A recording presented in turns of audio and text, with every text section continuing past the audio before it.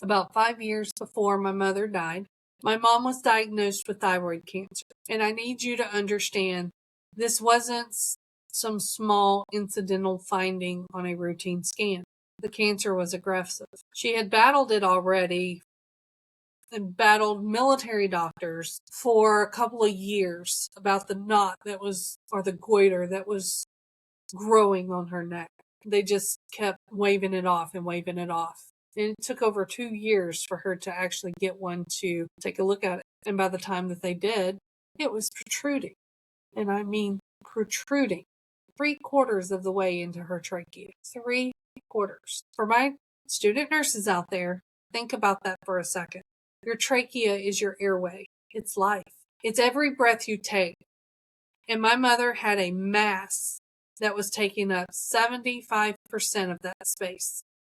The fact that she was breathing at all was, honestly, looking back, it was a miracle in itself. So the surgical team sat us down and said, we need you to prepare for the possibility that we will not be able to reconstruct the trachea. If that's the case, she's going to need a tracheostomy. Now, for those of you who are early in your nursing education, or normal, regular people that just don't know medical terminology that deep in depth, a tracheostomy is a surgical opening created in the front of the neck into the trachea, the windpipe, to provide an alternate airway. It's a life-sustaining procedure, but it changes everything about how a person lives, how they breathe, how they talk, how they eat, how they see themselves. And we are preparing for that mentally, emotionally. We were getting ready for the version of my mother that would be fundamentally different. And she was too. She knew the risks. She knew that this was a big possibility as well. But you know what? She made it through.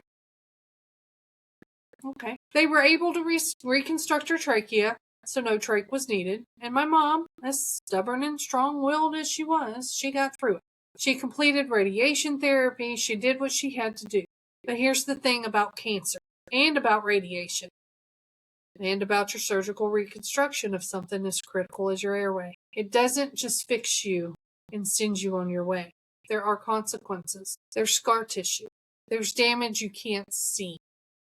There are changes happening inside the body that don't show up until the worst possible moment. Remember that.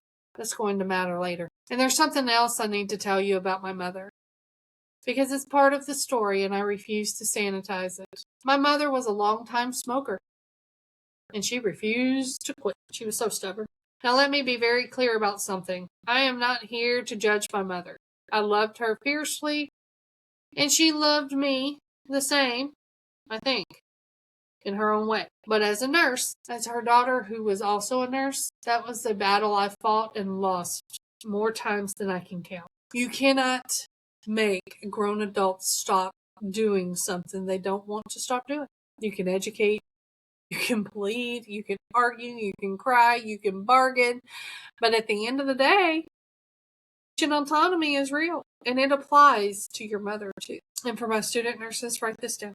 You will encounter patients who actively work against their own health, and it will frustrate you. It will anger you, and sometimes it will break your heart. But your job is to care for them anyway, without judgment, without resentment, with everything you've got. Even when the patient is your own mama. My mother smoked, and that smoking, combined with the reconstruction of her trachea and the radiation damage, created a ticking time bomb of aspiration risk that none of us fully understood until it was too late.